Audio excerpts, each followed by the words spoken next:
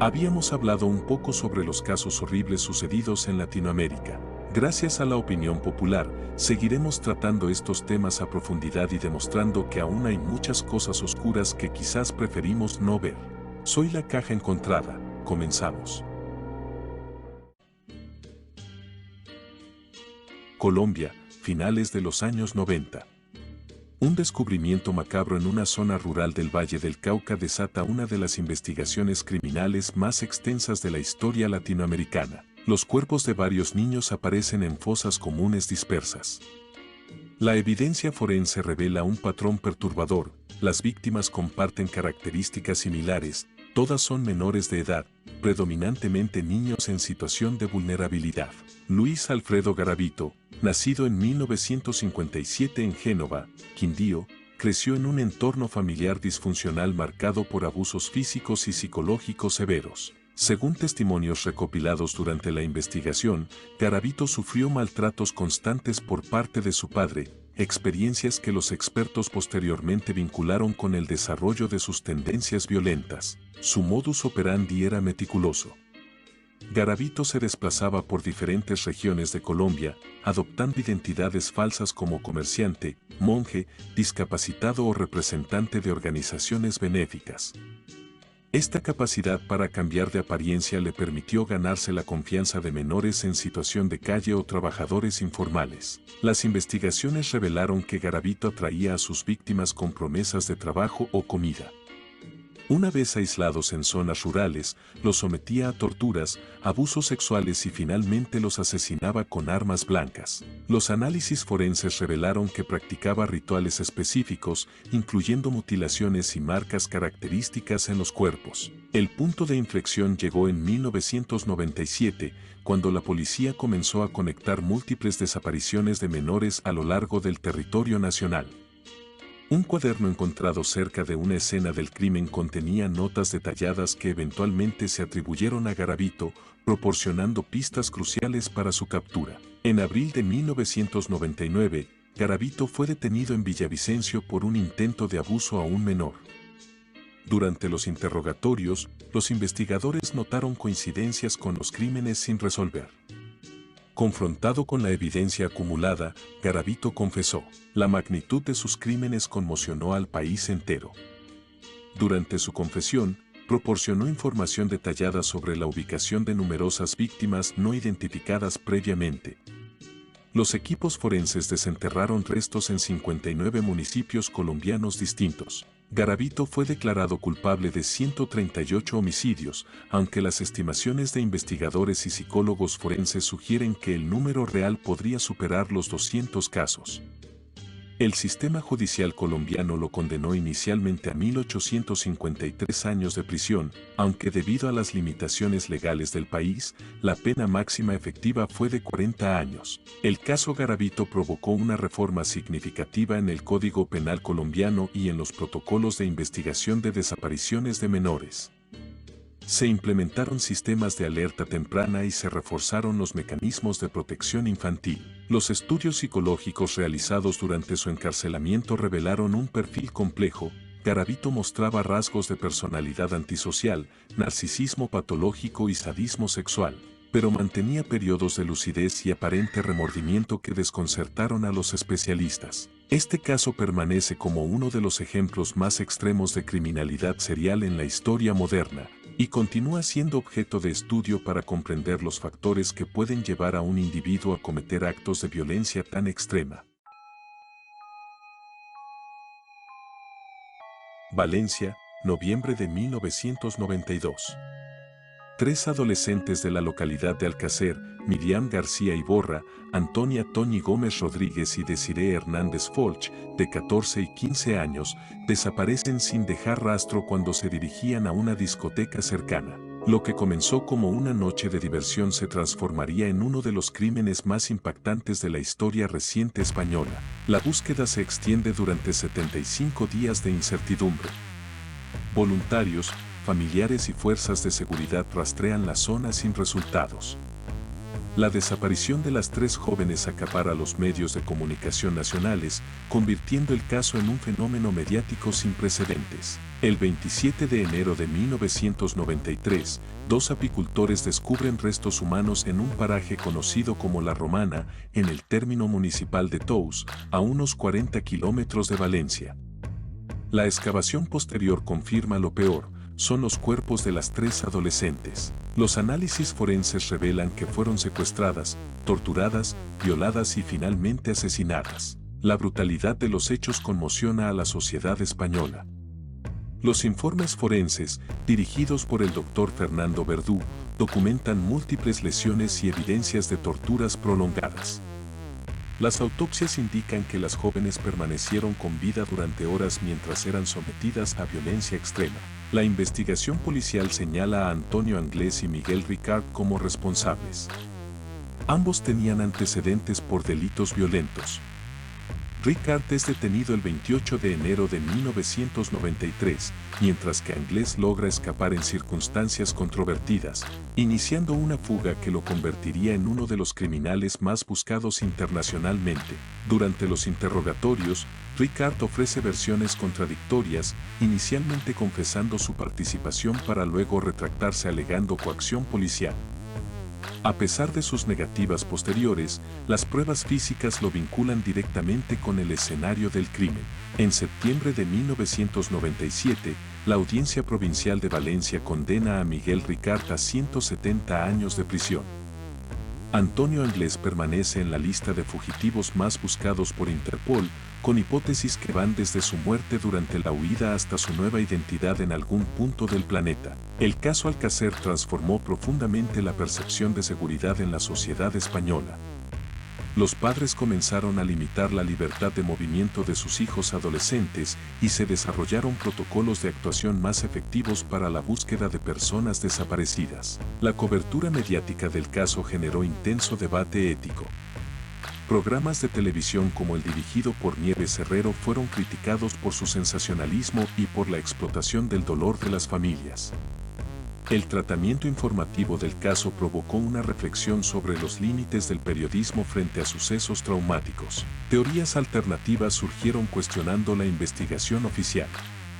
El padre de Miriam, Fernando García, ha mantenido durante décadas que existen implicados de mayor nivel que nunca fueron investigados, señalando inconsistencias en las pruebas y en la instrucción judicial. Tras cumplir 21 años de condena, Miguel Ricard fue puesto en libertad en 2013 debido a la aplicación de la doctrina Parot por el Tribunal Europeo de Derechos Humanos, generando nueva indignación social.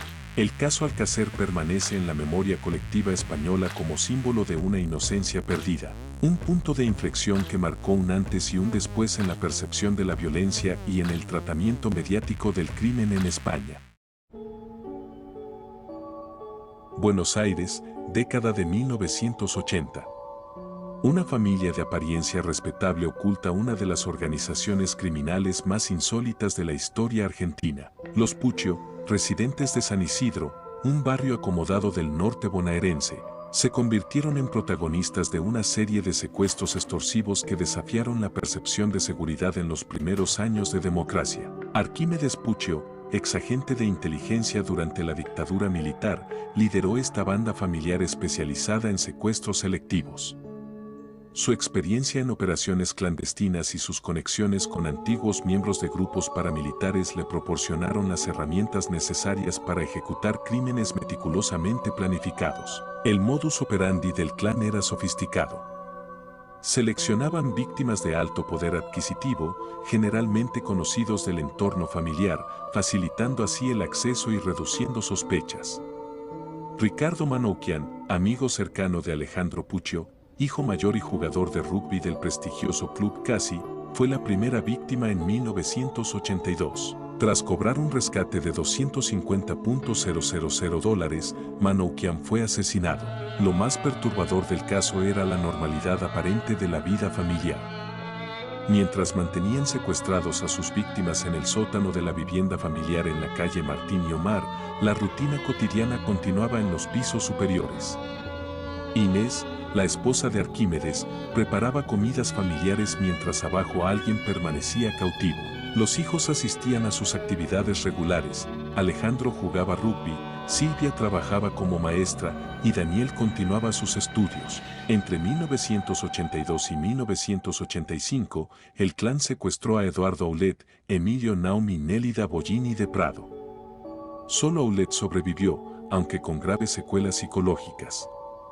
Los demás fueron ejecutados tras el cobro de los rescates, contradiciendo las promesas hechas a las familias. La caída del clan comenzó el 23 de agosto de 1985, cuando un operativo policial irrumpió en la residencia familiar durante el secuestro de Nélida Bollini.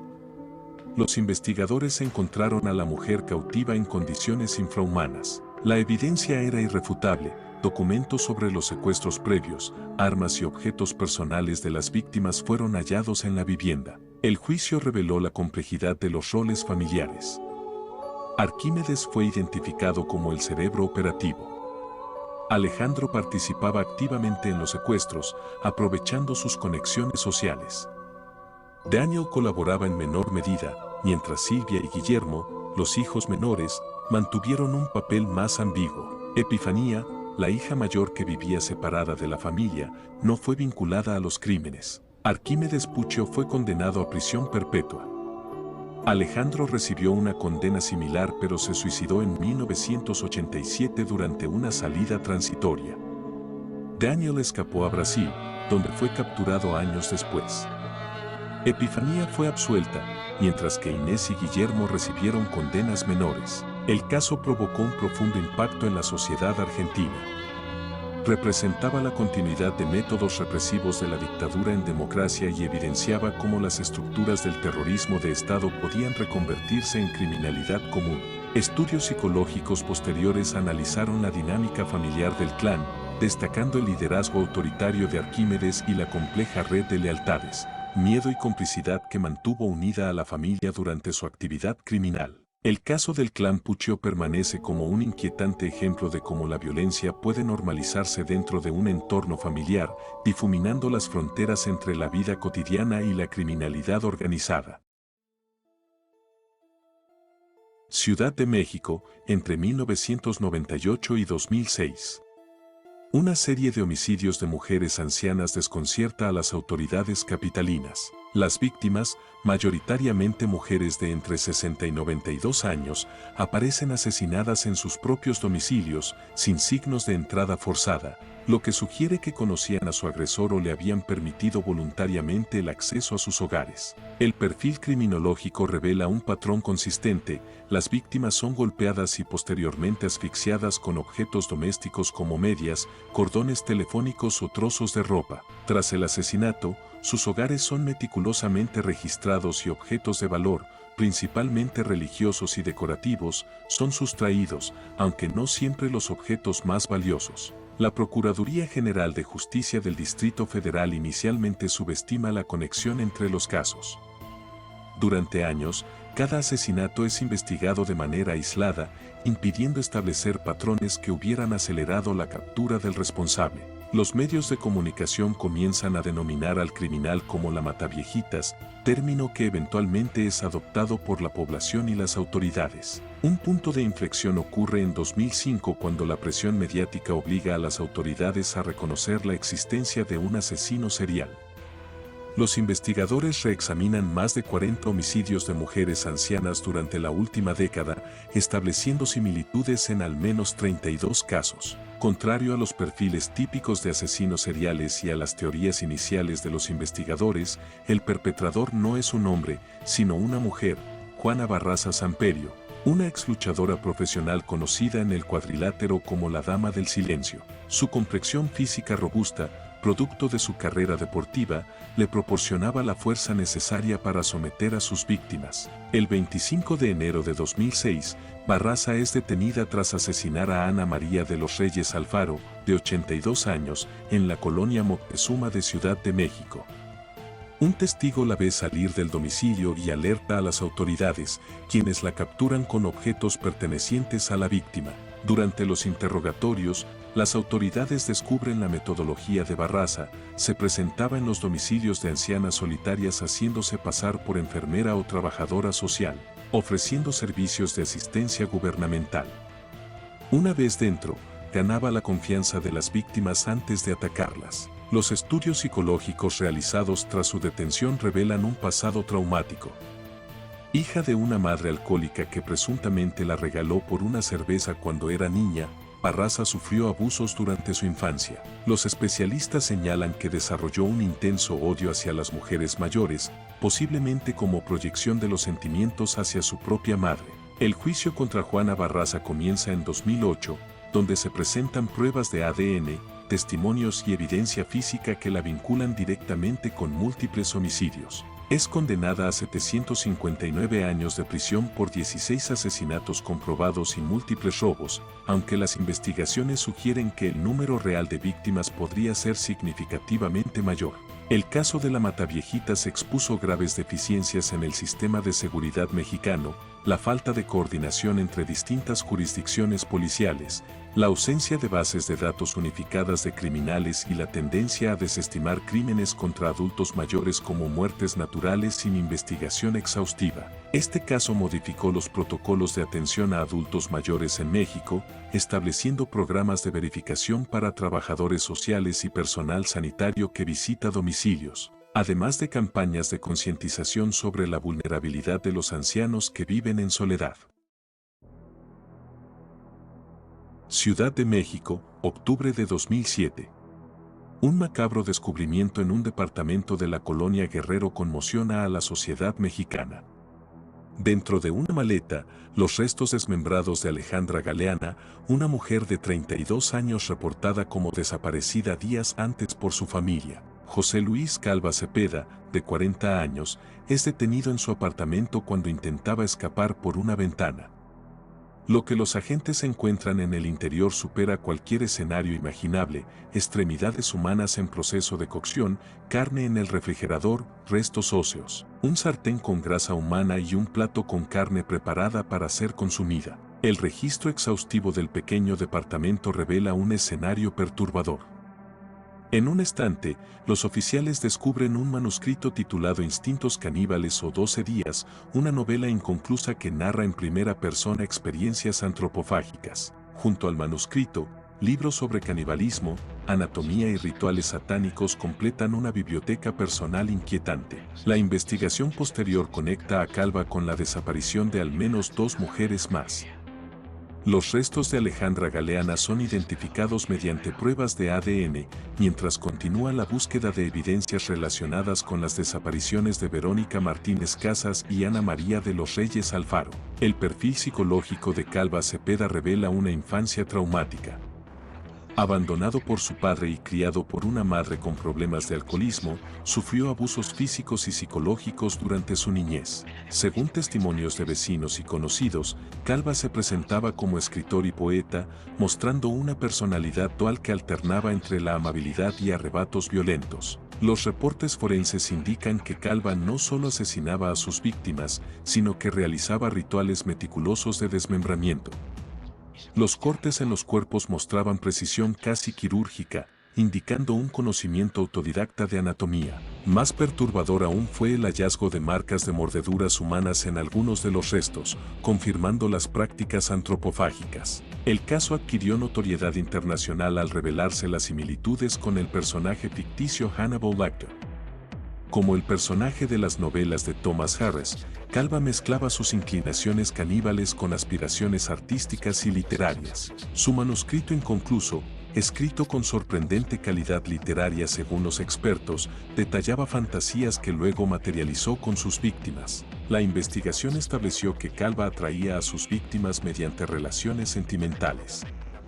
Las 3 mujeres vinculadas a sus crímenes habían mantenido algún tipo de relación afectiva con él. Utilizaba su imagen de intelectual y escritor para ganar su confianza antes de asesinarlas. El 11 de diciembre de 2007, apenas 2 meses después de su captura, Calva es encontrado muerto en su celda del reclusorio norte. Utilizando sus propios pantalones y una sábana, se ahorcó, dejando sin respuesta muchas interrogantes sobre posibles víctimas adicionales. Las autoridades nunca pudieron determinar con exactitud cuándo comenzó Calva sus prácticas caníbales ni el número total de víctimas. Los estudios psiquiátricos post-mortem sugieren que padecía un trastorno antisocial de la personalidad con elementos esquizoides y paranoides, combinado con psicopatía. El caso del caníbal de la Guerrero expuso las deficiencias en el seguimiento de personas desaparecidas en México y generó debates sobre la salud mental y la detección temprana de comportamientos violentos. Para la criminología latinoamericana, representa uno de los casos más significativos de canibalismo criminal documentado en la región. Muchas gracias por ver el video hasta aquí. Agradeceré enormemente si te suscribes y le das like al video. Hace poco subí el iceberg de películas más extremas y perturbadoras. Te aseguro que te encantará verlo. De la misma forma, también subí un video de casos perturbadores de Latinoamérica. Puedes verlos aquí. Yo fui la caja encontrada y nos vemos pronto. Adiós.